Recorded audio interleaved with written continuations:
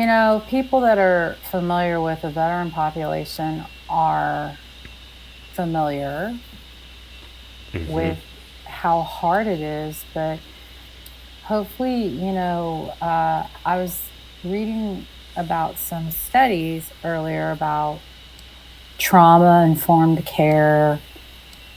Um, I'm going through a process of submitting my paperwork for to be a substitute Oh, okay. teacher. Hmm. I've always done that everywhere we've gone by virtue of the reasons for Josh and making sure the school district is actually following their IEP versus just, shit on paper. Oh, it gives you insight.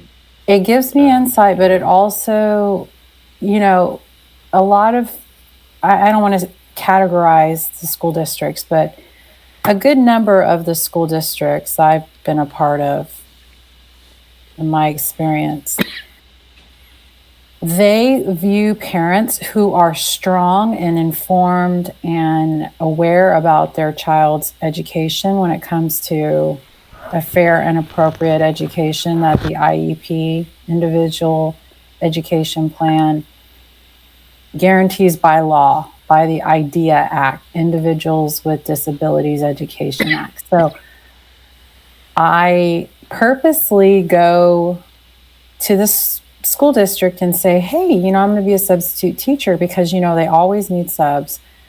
But it's also to kind of build a relationship with them and show them, although I'm strong, although I know my stuff, because I had to learn so much over the years, Yeah. I want to be that example to you that I'm a positive but assertive kind of person. And I'm willing to also help. So because I come in and I sub and I help them out where a lot of times they're scrambling, I have found that they are more responsive towards me when it comes to helping my son. Now, Hmm. should that be a thing? No. They should want to be able to help every child and give every child a chance. Um, so I do the substitute teacher thing, and I had to do these trainings that was about, oh my gosh, I won't mention the state I'm in, but it's so heavy on child abuse, recognizing child abuse, being a mandated reporter, which by virtue of social work I already am. Right. But then they also talked about a permissive reporter, which I didn't even know what that I was, was to about be to say, what's a honest. permissive reporter? So I actually printed off all of these definitions per this training, Yeah. and I guess I don't have it near me. But it's basically when you're not licensed Hmm. and you're a person that witnesses something, you become a permissive reporter. And I have a little bit of about it because it's like the proverbial, oh, I was in the shopping center, or I was at the supermarket, Right. I know where you're going with and this. okay, now, back in our day Hmm. growing up, I mean, honestly, that was a rite of passage. Your ass got beat in public. Yeah. And it was really for a good reason, because you were being, you're just not acting right. Yeah. Well, the reason why that worked back then is because it's better to do correction immediately than wait to go home or whatever. Hmm. Otherwise, it's not as effective. Yeah. I mean, how I kind of avoided going to jail myself was my kids understood the term, do you want me to open a can? Hmm. Or would you like to go to the bathroom and have a conversation? Right. And that was the immediate response to, oh shit, I better stop. So anyway, I was But this training that I got was through Harvard. It was like videos from freaking um, YouTube and Vimeo, whatever, Vimeo, whatever. And it got me thinking about just how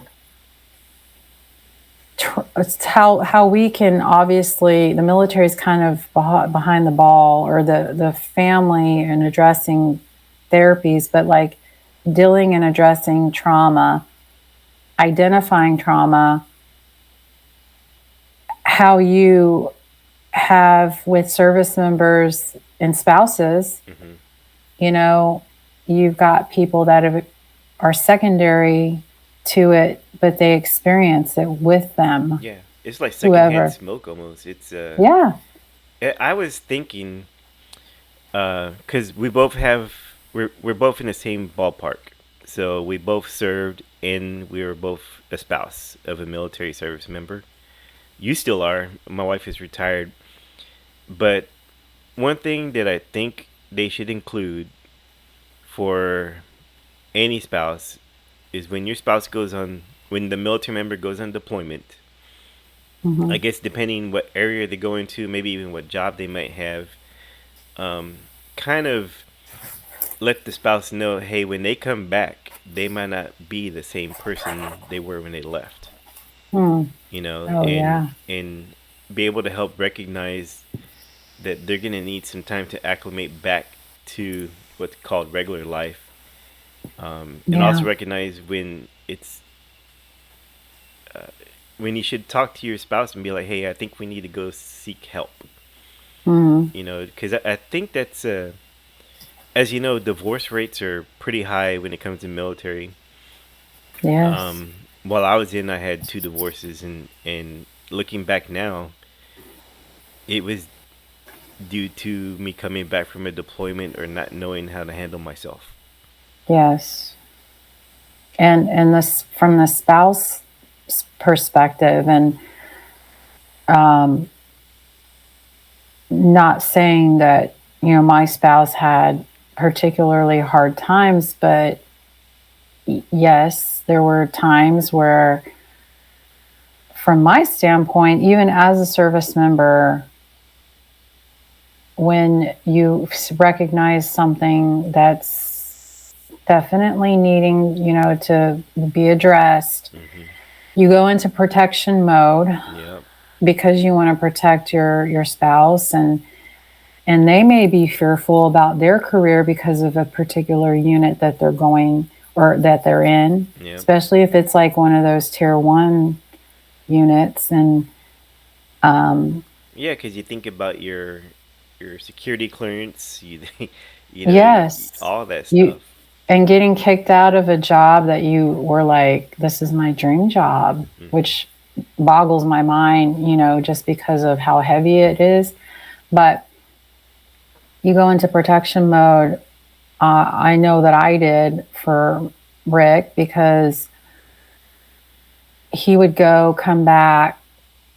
I wouldn't ask him any questions, just like he wouldn't ask me. Yeah. But at certain times, though, when he was ready, he would reveal things to me, like out of the blue, 60 days or 6 months later. And I'm like, where did that come? And if I were a regular spouse, not saying that I'm not, but if I had no military service or anything, I would be just like Why held isn't he talking to hostage. me? Right. I would feel held hostage because, number Yeah. one, women, we want to fix, just like some guys I know, they want to fix everything. But Mm-hmm. women, we want to protect, and we want to fix you. Yeah. And it's kind of like, well, no, you need to fix yourself. You need to recognize these things. And so I would feel like, man, I didn't sign up for this shit. Like, Yeah. all of these outbursts, and because the family readiness group process or model from the military as a spouse, I still feel like they fail miserably, because it becomes this tit for tat. environment. Yeah. And it's so power driven. And, I just never fit in with any of the FRGs I felt ever. the same. I felt the same when Shimon was. I was asked by. She worked with nothing but officers. I think it was herself. She was an E7 and like two E5s. So all the spouses were all officers. Hmm. And I went to a couple of Darn their meetings. officers. Well, I went to a Just couple of the kidding. meetings, and they were talking to the other spouses of the two E5s like they were just dumb. Garbage. Yeah. And I was like, look, this is my last meeting. I'm letting you know, but I, I I couldn't take it.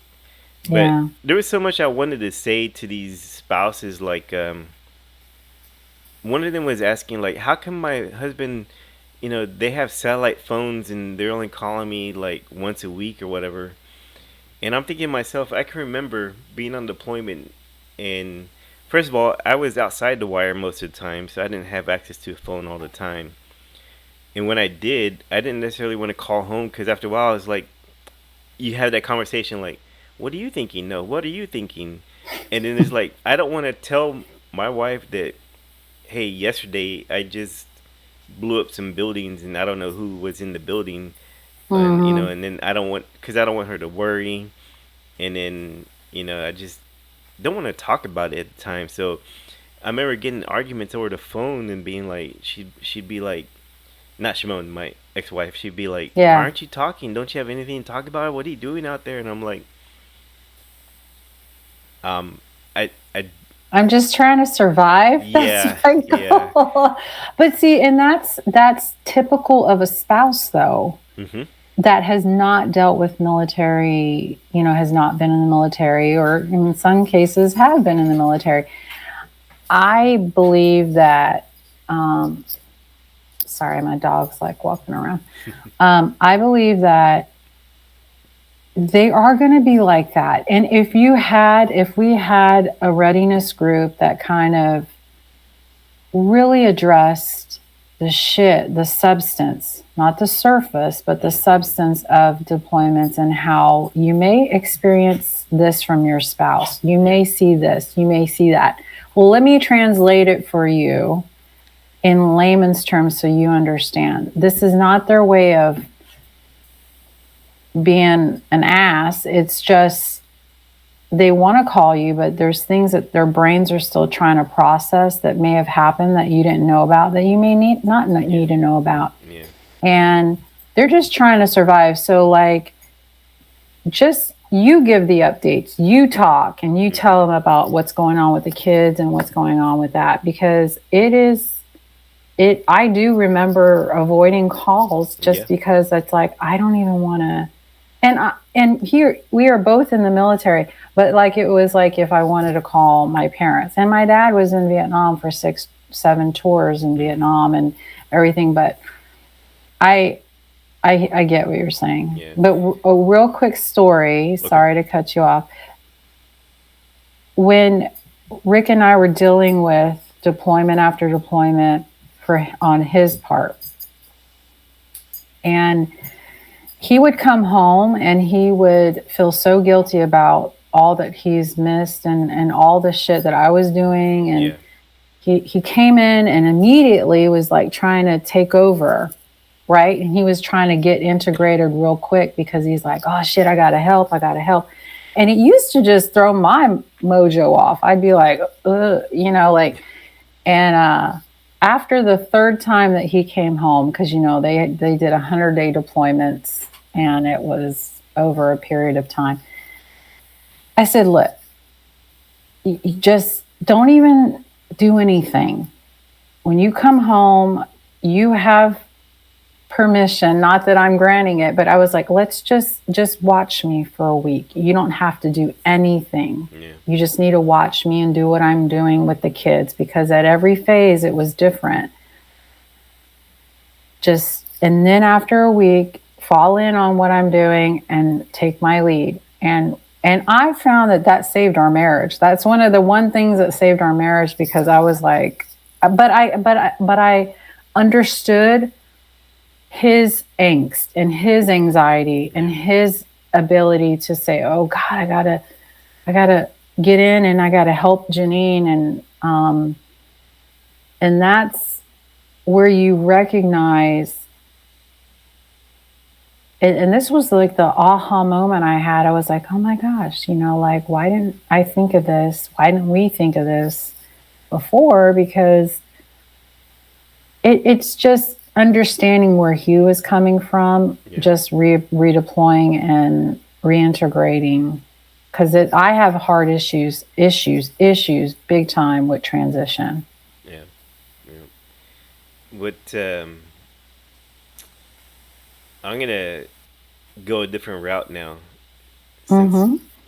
okay, so being a military spouse, we moved um, 3 times while we were married, and Mm-hmm.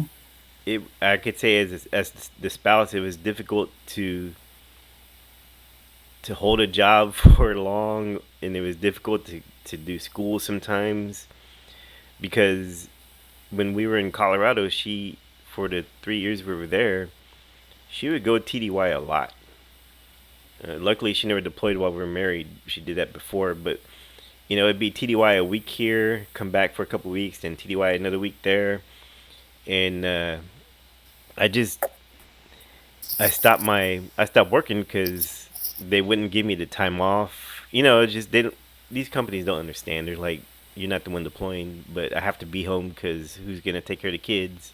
Mm-hmm. So on our side as being a spouse, I was a little bit stressed because it took me a while. I might be using this as an excuse, but I'm not good at multitasking. I can't take care of the kids and do school at the same time. I'm not made like that. So I would take a class here and there, um, and then I felt guilty because I wasn't making much money. I did have my VA disability, but I didn't feel like I was chipping in financially. Mm-hmm. And we were doing fine because it was just that guilt I have. First of all, being a man and being a stay-at-home father, Mm-hmm. I was embarrassed to tell people, like, when you go out and they're like, "Hey, what do you do?" I stay at home and go to school. And some other people just, I could just see that look, and in my head, I'm like, they're judging me. Mm-hmm. But then on the flip side, it was a privilege that only one of us had to work at a time, and so one of us could be home with the kids, go to school functions and stuff like that. So that's the other side of being a spouse. Like, you got to give up a lot sometimes for Yes. the military member. You got to do the moves. They go to promotion boards. They go to schools. They go to deployments, TDY. So you do give up a lot when you're a spouse. Yes. Yes, you do. And as a working spouse, even, and that's why I'm so glad over time that Congress and different federal laws have been made to accommodate the spouses who are always moving, Yeah. who always have to, from state to state or country to country, have to refile their license, Hmm. go for a new license. Thankfully they've come through and said, okay, I think it's like up to $500 they'll reimburse you now Yeah. for spouses who have to transfer with different Hmm. licenses or licensure. And I'm glad that they're doing that. And a lot of the work has been done. I follow a few things on Facebook with different spouse groups where information sharing is done. But even in that sense, there are still Facebook groups that are just like, oh my gosh, there's that one or two, or, out of thousands of people that subscribe to it, there's that handful of spouses that are like, the ones that post everything, like I Oh know yeah. everything and I am this. And so it's just like getting over that kind of stuff and saying, okay, what can I use these resources, what Yeah. are really truly going to help me. Yeah. A lot of the um stuff that people, what I went through is different than what you went through. So there's no like one answer for what the spouse is going through. Mm-hmm. But it's good to know the resources that are available. Like, was there one source? Military one Yeah. source. It used to be Army one source, and so everybody kind of adopted it. Mm-hmm. But I wanted to ask you because as a male spouse, which Mm-hmm. is, let's just be clear and honest that the majority of the spouses were female, Yeah. right? Yeah. So, like, as a male spouse, did you find um, it more of a advantage or disadvantage? Because, obviously, one male or two males, just like therapists, were Mm-hmm. predominantly female, Mm-hmm. or at least the social work world is. Did you find that that was a plus or a minus, or I how found it was as a that? plus, because I was able to bring a different perspective, a different point of view. Um, Mm-hmm. Another thing that when we would go to military functions, like her and senior NCO balls, and all the stuff that the Air Force does, I'd go in my Mm-hmm. little suit and I'd have my little U.S. Army, thing. Lapel. Yeah, Uh-huh. my lapel thing, and I have like a little first cav thing on there. And I would always make friends because be in line to get a drink, and there's always the men getting a drink, and Mm-hmm. then the guy behind me was like, "Oh, you served?" And I was like, "Yeah, I was in the army." And it would create conversations, so it would open up to me. It would open up a dialogue. Um, Yeah. Not saying that's an advantage I had as a man, it's just an advantage I had of being a veteran, but I would also come across other spouses that were men, and I think because yes, I feel a little bit of guilt being a stay-at-home dad, but I didn't have any shame in it, and Mm-hmm. so I allowed other spouses that were men to be like, okay, so what I'm going through is not, I'm not the only one, and it's all right. Right. Right. Because I can tell you that I've known other male spouses who either retired and then they Mm-hmm. were like, okay, I'm going to support my spouse because it's like a switch off too. Yeah. All of them, I can't remember one that was like, oh man, all of them were like, hey, she's my sugar mama, and Yeah. Yeah. stuff like Yeah. that. And I just thought, oh, that's so neat. And I think what you alluded to earlier about how you felt about being judged, I think some of that had to do with your culture, Yes, definitely. because understanding the Hispanic culture is Machismo. very machismo and everything. And so, because I can guarantee you, when Rick retires, he's talked shit about being a house husband, Mm-hmm. and I'm still kind of serving in the reserves. To me, it's great. It's a great part-time job. I'll do it till they piss me off, and I got my card that I can just pull out and just say, screw you people. Um, but we always laugh about saying, oh yeah, man, I can't wait till I'm a house husband. I was like, number one, you ain't going to be no house husband, because I said, I need to plop out another kid or do another project so you can stay at home and see how hard it is to Yeah. manage and juggle. Yeah. Because he's like, oh, no problem. I'm like, okay, all right. That And oh, I'm sorry. Go ahead and finish. no, but and then number two, it's like, your ass is not going to make me miserable, because he does not see what's coming to him when it comes to retiring or Mm-hmm. getting out of the military, transitioning out of the military. There is a specific, and this is maybe a topic that we can bring up again Mm-hmm. later, is transitioning out of the military and trying to have a plan in place as much as possible, because things change. And I understand that God is my savior, and I know that you can plan, but it doesn't happen that way always the Yeah. way.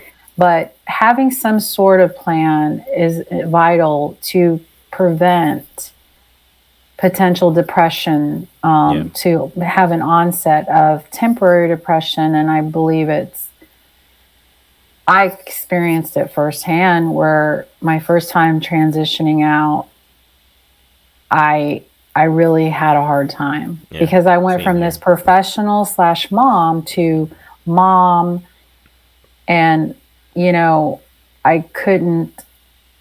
I was like, oh my gosh, I was dealing with all of these things, and now I'm dealing with two toddlers that are kicking my ass, you know. Yeah. And I remember calling my mom and crying and being like, oh, I don't know, I can't do this, you know. And she was like, number one, take it as a privilege that you get to stay at home. Yeah, definitely. Um, I agree. this is my mom who has her sociology degree, who was, you know, working in social services before she became a teacher. And then she said, number two, you told me about dealing with 400 soldiers, because that was my company command. I had the two companies that Hmm. comprised about 400 people, which is very unusual, but that's AMED. And she's like, so you told me you had 400 soldiers and you can't even handle two toddlers? And she just hung the phone up on me. She did a mic drop on me, and I was like, what? And she was right though. Yeah, She was yeah. like, get a hold of yourself, because my mom had four kids. You know, she had to work swing shift in between my dad's military career, and I mean, so it was just. But I'm not going to be insensitive to the fact that, you know, it's hard. Different people have different thresholds. Hmm. So, but yeah, culture is part of it too. Well, what's cool is going back to culture and my feeling like I was being judged, right? Mm-hmm. So looking back now, okay, so when Shimon had Layla, she had 3 years until she hit her 20 years. So I was a stay-at-home dad with an infant slash toddler for 3 years. I Mm-hmm. was also able to finish my bachelor's degree and start my master's. So Mm-hmm. to me, it's bragging rights now. I'm like, yeah, I was stay-at-home, but I raised a daughter. You know, Yeah. from zero. You know, not by myself, but I was You home were during the the day. primary, yeah, you Yeah. were the primary. I mean, part of being dual military, what was hardest for me was number one, I I know that we juggled so much, and but I also knew that I wasn't present at certain jobs. Like Yeah. I because of my job, I wasn't as present at home as a parent. Hmm. Because I always had these shitty assignments, and Rick always had these beautiful assignments. So he, it was just the, I wasn't as present. So, like, when we both had high intense jobs, I was really on edge because I felt guilty that one of us wasn't even present Yeah. for the kids. Yeah. So we agreed that from now, you know, from a certain point, that if you've got a hard job, then arrange where you can have an easier job than my job, because I'm going to have long hours. I'm going to do all these things that Hmm. I can't be present. And, but it's still a juggling act. Definitely. Even though they're teenagers, by the way, it doesn't stop at all, Yeah. because you're in a world where things are just so, social media, all of those Hmm. things, and watching like my daughter and making sure that she's not got the body image. I mean, I had body image issues, but that was because of magazines. I mean, Yeah, it's a shit, different today world we've got now. everywhere, it's social media, and it's like you've got to worry about that and suicide, and you know, and Hmm. by having the foundation of staying home with the kids, though, I felt like they would talk to me a little bit more. Yeah. They were open to me more, and I could recognize things. So, you know, I had a lot of mommy guilt myself about just missing events and things, but it's really hard to juggle those things. And that's, I feel like, every struggle in every household.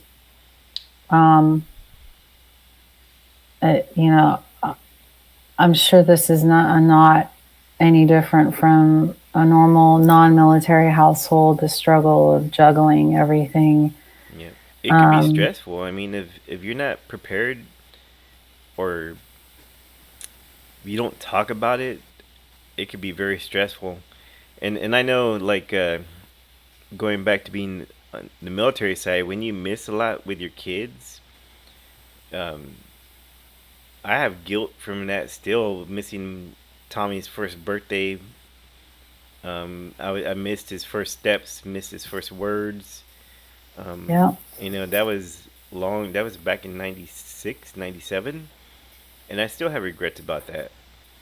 Um, but Well, I also think that, and this is something I had to come to terms with, was with guilt of being a military couple and working as a mom. Like, although I'm a strong female and I come from a line of strong females in my family, my mom still was very traditional when it came to responsibilities and taking care of kids. But she was still, that she hustled. And um, I think just was something that I had to say, okay, I actually was like, well, I wasn't home for the first 2 years, but they really don't know. They are developing their languages, their language and everything, but they're not going to have memories and of you missing their first steps or anything like that. But they yeah, will have memories starting at 2 and 3 and 4 when it really matters. And so that was maybe a rationality that I picked up just to kind of alleviate some guilt. yeah, But I think as long as you have conversations with the children later when they're able to understand, and I've had these with my kids to say, especially my daughter, she'd ask me, like, why are you working? Why do you have to go to Afghanistan? Why do you blah, blah, blah? yeah, And I said, well, honey, I just want you to know that you can do it all as a woman. My mom would tell me that too. You can do anything you want to do. You can be anybody you want to be. yeah. And my visions of seeing my mom work and hustle and Hmm. handle everything and make our clothes, it's like, what? Um, I wanted to be that strong female example for my daughter. And I think that's important. And then having that conversation to say, it is hard. I'm sorry I missed some of those things, but mom and dad had to work so that we could have these beautiful things around us Yeah, and these blessings that we have. And so having a heart to heart conversation really is what worked for us, and the understanding.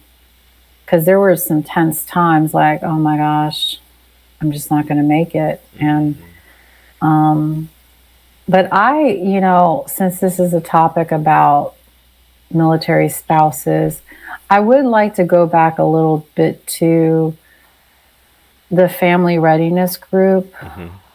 uh, model, because I have not been affiliated with the family readiness group, and quite honestly,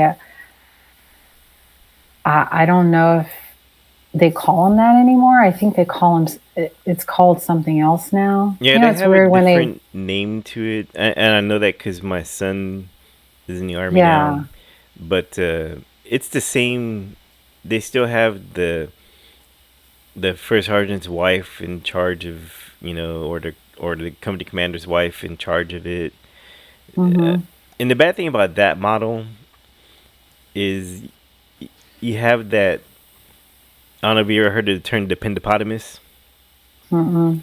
So it's a, Pendipotamus. That's yeah, funny. spouse that carries around the rank of their Oh, military member. yeah. I know it is other things. Well, I do But, too, but that's yeah. that's kind of a ongoing term. But the problem with that model is you're still giving that spouse that person's rank when you have like that tree, that the family readiness group Mm-hmm. tree like that. I don't know why they still do that. I guess kind of it is this, a first sergeant or the commander's spouse is probably more used to it, but I don't think that's a good model. I really think they need to put somebody in there that's qualified uh, to, been through classes or been in the military themselves to run the family support group. Well, apparently there are some classes, and I don't even think that works. To me, I feel like it's all smoke and mirrors because I remember going through those stupid classes. Um, I don't want to call them stupid, but I felt like it was just to show that they were doing something about it or yeah, to show yeah, that they were putting effort into this. But I, if a brand new or budding spouse is watching this, I don't want to put off not getting involved with the unit, the other spouses, or anything, whatever they're calling it. yeah. I would still encourage you to reach out, especially if you're new to the military or you're dating somebody. I believe now they're allowing fiancés and girlfriends to be a part of the FRG, which I thought was a great move Yeah, because yeah, before, it they is. made it so weird. They're like, oh, well, we can't talk to you because you're just a girlfriend or you're just a They have just spouse. as much responsibility, but I mean, also it when you're the spouse and you go to these meetings and you're with other spouses, it's best to use your spidey sense. You can tell who's authentic and who's not. yeah. Just stay away from the toxicity, like in any setting, and make bonds with those the people that will actually help you. Yeah, you'll find a person, one or two, or whatever. Hmm. You'll find a person that you connect with that's not kind of. I know I did. Yeah.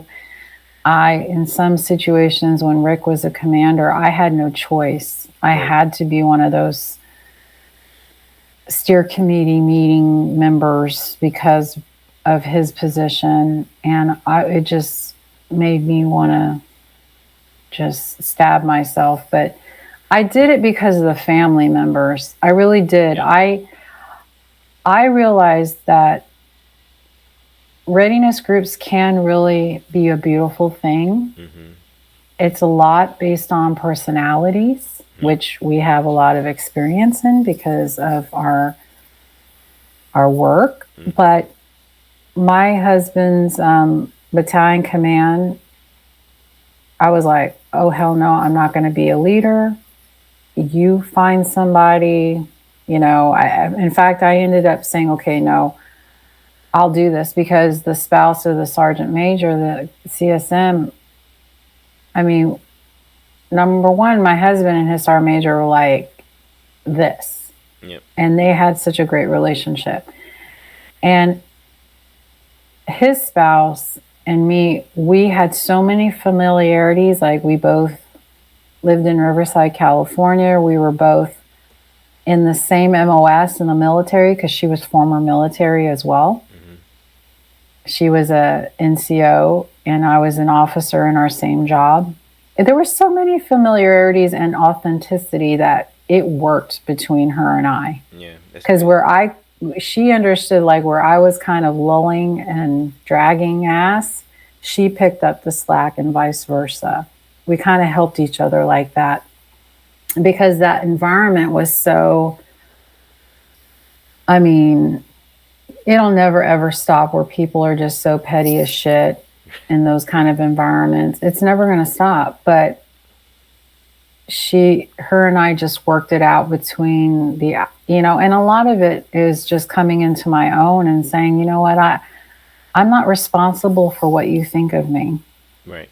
because I don't have, I'm going to just be my best person and be as authentic as I can. And you can believe the lies, and that's your problem. Yeah. But that's not my problem.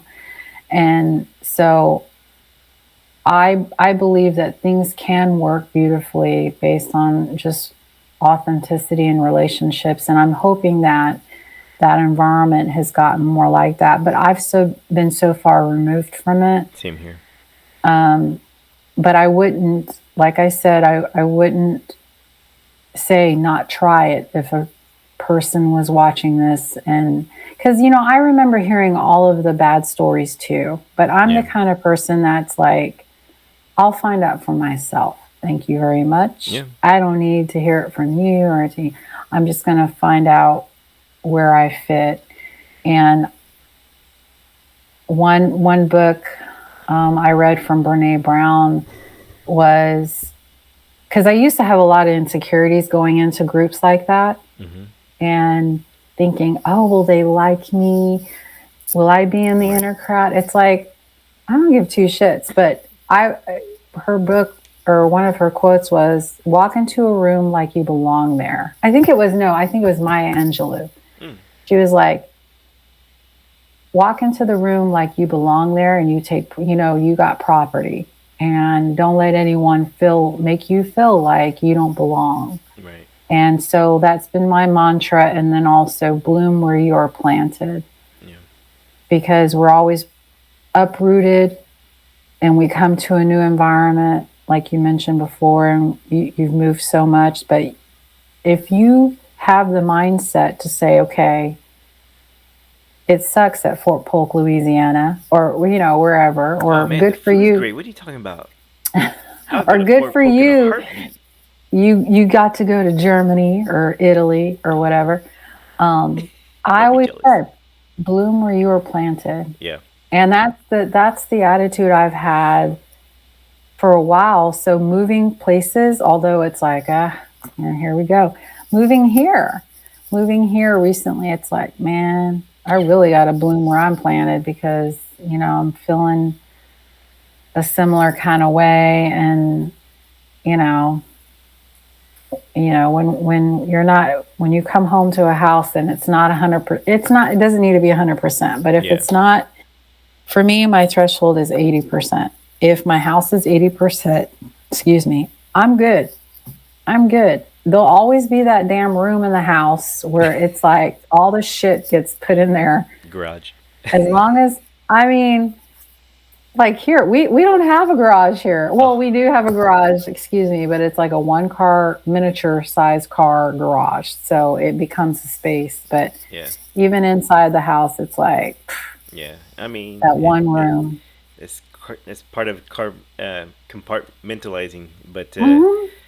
but I think it's time to redefine family support. And so, like I said, my son's in the army, and right now he's Uh-huh. in Korea. His wife's here back with my grandson. And Hmm. Shimon and I have been able to be her family support group because of our military experience. Good. And also, like you mentioned, social media. There's a lot of knowledge out there. You just got to be careful who you listen to. But family Hmm. support group doesn't just have to be the unit you're in anymore, like it did when we were in. Yes. It can extend. Hopefully, somebody will watch this video and realize, hey, I can reach out to them, or whatever it is. It's time to get some real people that care and not have it a thing where you feel like you don't belong. Because every spouse, I don't care if you're newly married, engaged, girlfriend, boyfriend, or been married for 400 years, a spouse is a spouse, and we're all going to have some sort of um, events that go on in our life while we're married to the military person that's not going to be normal to a civilian person at all. So I hope this creates a space of comfort and acceptability, and realize that it's time to come to a, an effort where we combine our forces instead of um, leaving, you know, because just think if other people feel like they're not accepted or they won't be accepted, and we felt that way when we were veterans or ex-military, imagine how a newly married spouse feels coming into something they don't know what they're walking into, and that could be scary. That they're Hmm. not asking questions or they're afraid to. That's not cool at all. So Yeah. I like the open dialogue we've had. I like, Yeah, me too. you know, And we can probably build upon this later in yeah, different yeah, other settings too. yeah. I'm sure. Yeah, but I like the conversations. It's just conversations, putting our experiences out there, um, letting people know that the way you're feeling is the way other people feel. Hmm. There's insecurities out there, and there's wondering like, how am I going to deal with my spouse when they come back from deployment, or when they come back from training, or they get in trouble. How are they going to be? Just this Yeah. might How answer do I some questions. how do I navigate through all of this? Because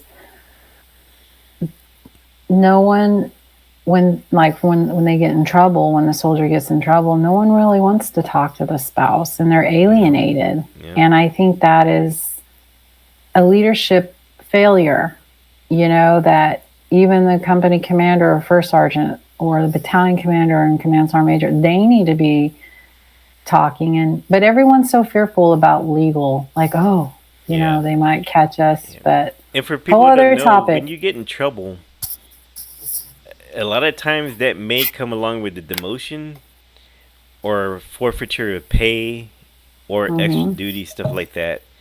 So it's a hard, I never, if you if you got to come home and tell your spouse, hey, for the next 3 months they're taking out $450 a month, or I just got demoted from E40, E3, stuff like that. That's a hard pill to swallow yourself, and then much less have to tell your spouse about that. Well, once again, it's also a leadership challenge because the leader should know their family situation, They do, and yeah. if it's not, they have to level it in degrees of punishment. And maybe this is another topic we can address Yeah, later yeah. on a specific We'll talk about talk. leadership But another more time. Yeah. but time is really more precious to me than money, and that's why I used to, if soldiers with families, I'd be like, you know what, I don't want them to suffer because of your stupidity. Yeah. So your ass is going to do extra duty, blah, blah, blah. And I mean, it just depends. Yeah. You weigh and balance stuff all the time. But All right. Well, let's wrap it up. You got any yeah, ending statements?